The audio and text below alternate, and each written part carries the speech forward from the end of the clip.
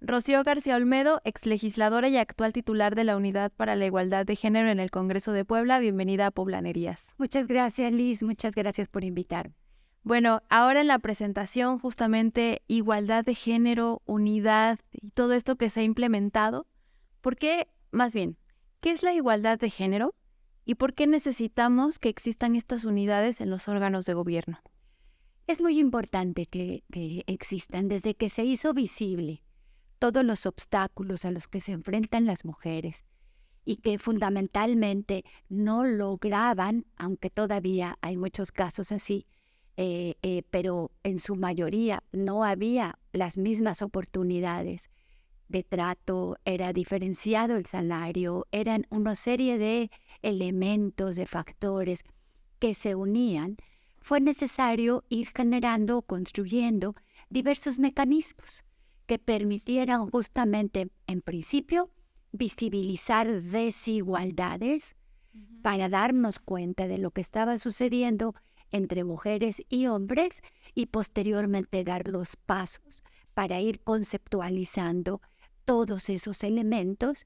Y la igualdad justamente tiene que ver con la construcción de las mismas oportunidades, el mismo trato entre hombres y mujeres.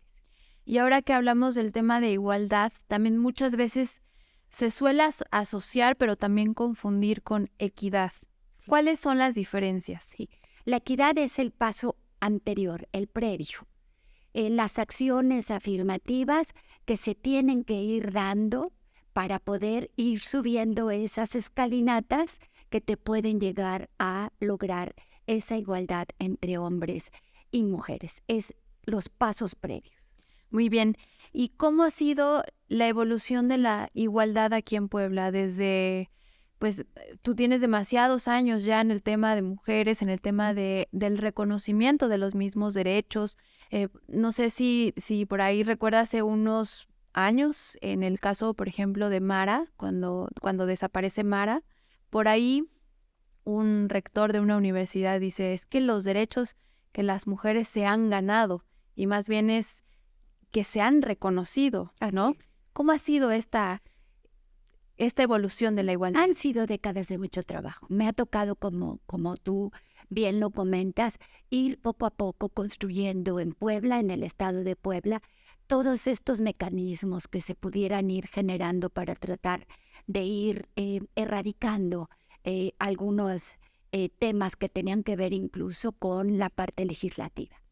Y en ese proceso de construcción hay un elemento que hay que trabajar con mucha fuerza y con mucha responsabilidad. Y tiene que ver con la normativa, con el ámbito de lo legislativo.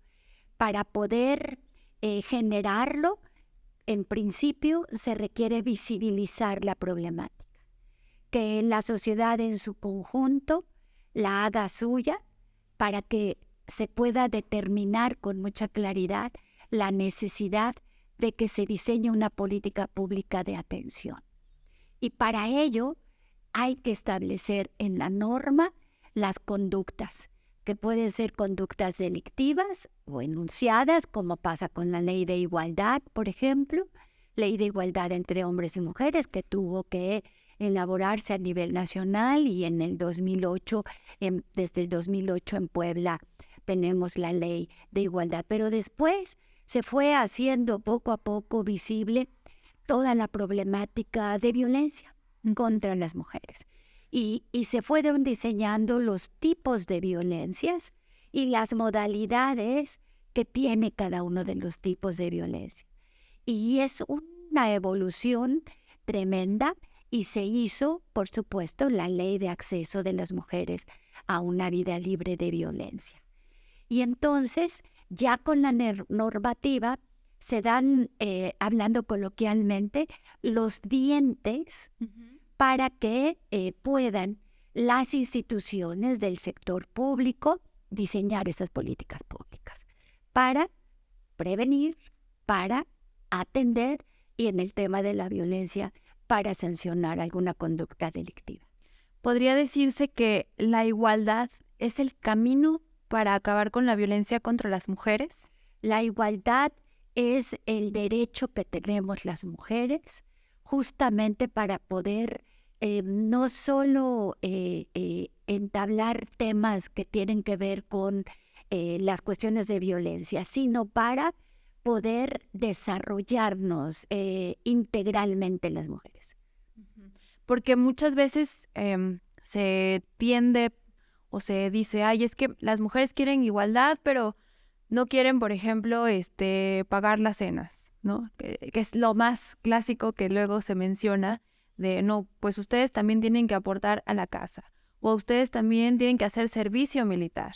Porque entonces cuando empezamos a ver estos patrones de mujeres que están haciendo algo que pues tradicionalmente se ha considerado de hombres, empiezan a decir, pues querían igualdad, esa es la igualdad, pero ese no es la respuesta, eso es caer en las mismas situaciones y en lo mismo absurdo, ¿no? De hablarles sobre igualdad. Es absurdo esa respuesta, pero eso te permite darte cuenta que estamos incidiendo y que se están dando cuenta en todas esas cuestiones. O sea, hay que verlo tal vez a veces o en muchos momentos desde el lado positivo, porque las conquistas que hemos podido lograr las mujeres, que no regalos, que hemos podido ir logrando en todos los ámbitos de la vida pública y privada, justamente tienen que ver con todas esas cuestiones.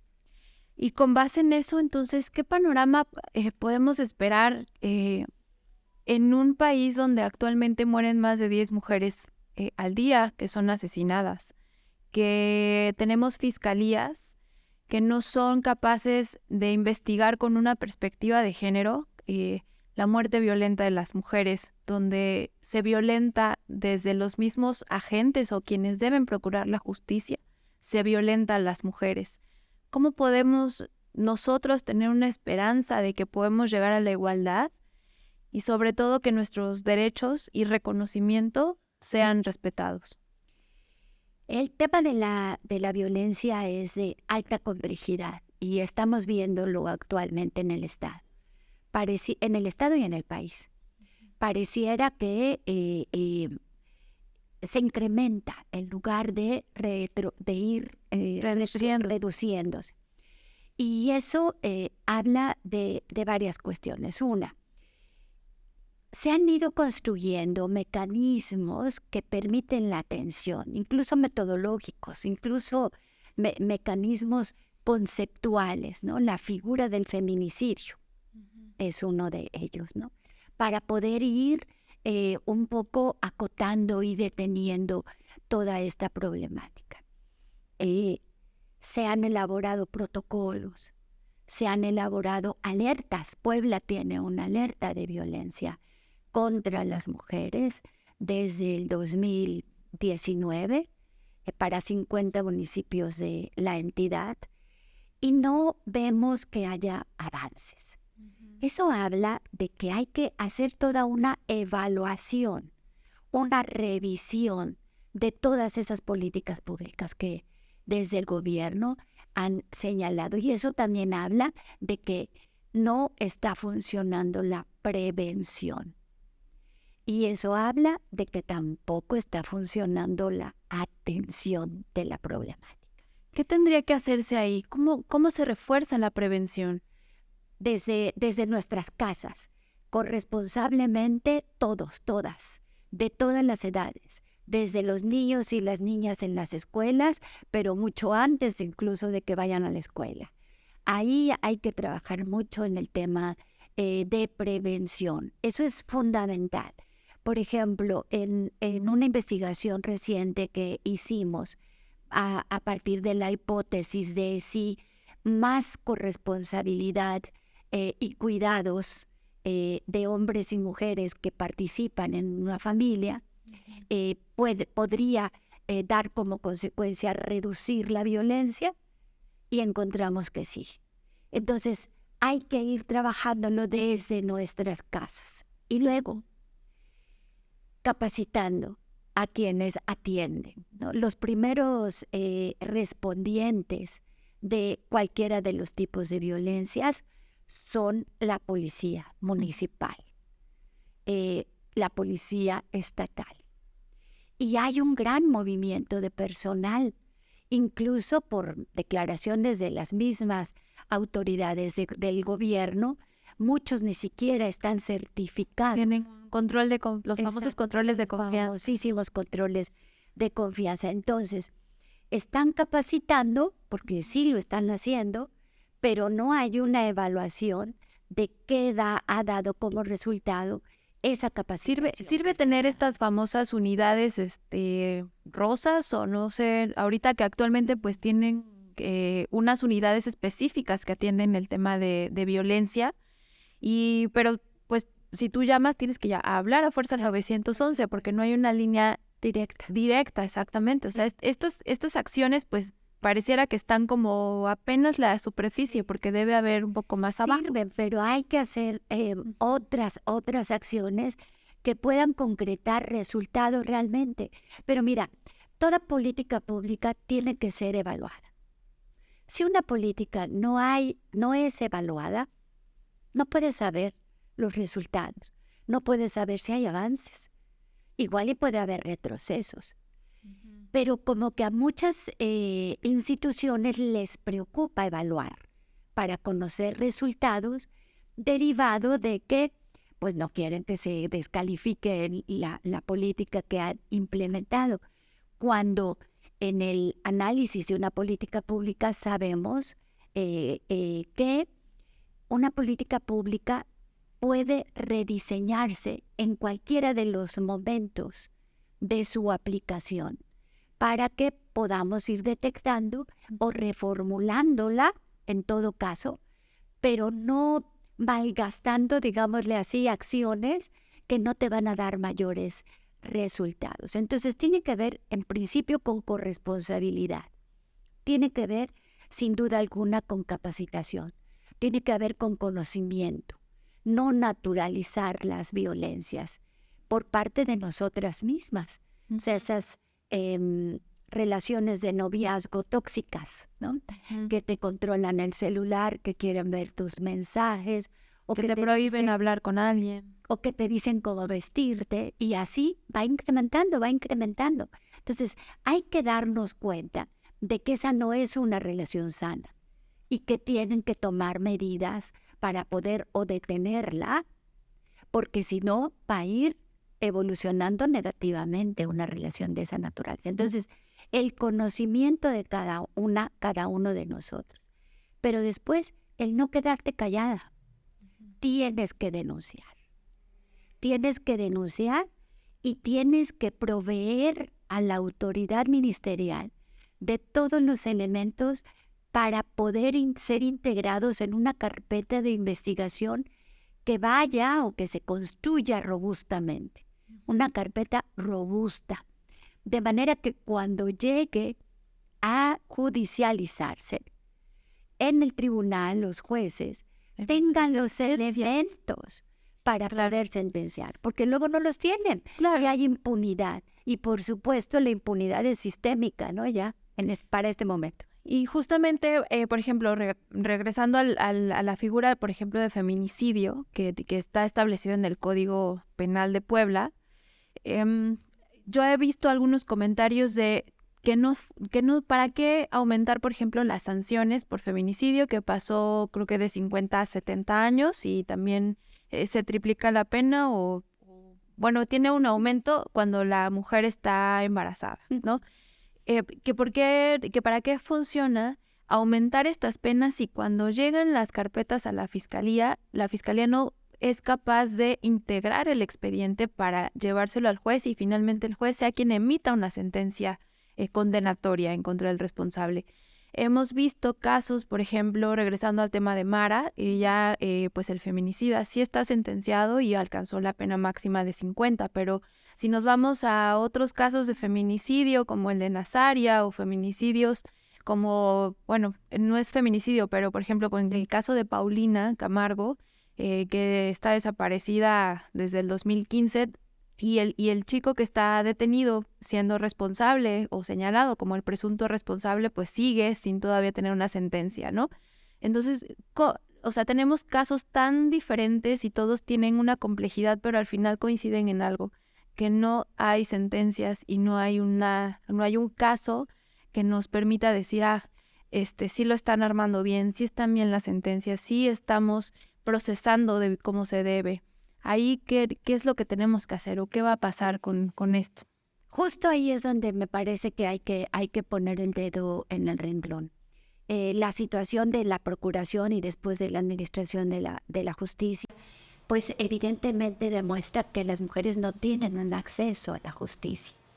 Y eso tiene que manejarse. Mira, el tema del feminicidio, yo soy abogada de origen, y yo soy también de las juristas que considera que elevar las penas no necesariamente reduce el delitos. Sin embargo, hay algunos, como en este caso, que pueden irse incrementando por las agravantes que se van sumando en cada uno de los temas. No todos los homicidios de mujeres son feminicidios. Sin embargo, también ahí hay que hacer un alto porque 11 mujeres diarias y hasta 13 estaban comentando hasta hace algún tiempo, diarias asesinadas en México. Ese es, tomando una frase del presidente de Chile, es brutal, es brutal eso. No puede ser que esté habiendo ese número de mujeres. Pero los datos del Sistema Nacional están planteando que ya se redujo el número de feminicidios, pero resulta que se ha incrementado el número de asesinatos, de homicidios dolosos. Eso habla de que para demostrar que se está reduciendo la inseguridad contra las mujeres o esta violencia extrema contra las mujeres, no están investigando los delitos de asesinatos de mujeres bajo la figura de feminicidios, que lo tienen que hacer, que lo marcan la ley. Entonces, como verás, no es un tema acabado, y es un tema ese, como muchos otros, en donde las mujeres hemos tenido siempre que estar pendientes, y pendientes para incluso evitar retrocesos, porque en estos últimos años lo que sí hemos visto son retrocesos en conquistas que ya teníamos, que los centros de atención para los niños menores de edad, todo el recurso, los refugios, sí, todo eso lo quitaron, y ese era un elemento muy importante para que las mujeres pudiesen salir a desarrollarse personalmente, a trabajar y demás, pero dejar a sus hijos y a sus hijas en espacios seguros. Quitar ese recurso. Los refugios se redujeron al mínimo. Entonces, esos lugares justamente los conquistamos con el propósito de que esas mujeres que están 5 segundos antes de ser asesinadas puedan tener un espacio seguro para ellas y para sus hijos, y un espacio privado que no conoce nadie, en donde estén protegidas ellas. Y también lo quitar. Y también se me ocurre, por ejemplo, ahorita nosotros hemos llevado varios reportajes, por ejemplo, de qué hacer cuando una mujer vive violencia. Lo primero que piensa es, no me puedo ir de la casa porque me van a quitar a mis hijos, porque no voy a tener dinero, porque dependo de mi marido o de la persona con la que estoy. Valdría la pena empezar también a fomentar, como parte de prevención, el reconocimiento mismo de los derechos, para que entonces las mujeres puedan tomar decisiones con base en esos derechos. O qué deberíamos hacer para que la gente, las mujeres específicamente, conozcan los derechos y conozcan a lo que se pueden enfrentar si toman una decisión para salir del círculo de la violencia. Y yo por eso siempre he sostenido, coincido contigo, pero yo siempre sostengo que el tema de violencias tiene que atenderse de manera integral. Y cuando yo hablo de integral, es ir a observar incluso el contexto del ambiente donde está viviendo la mujer. A lo mejor no trabaja el marido ya porque no tiene trabajo de hace mucho tiempo.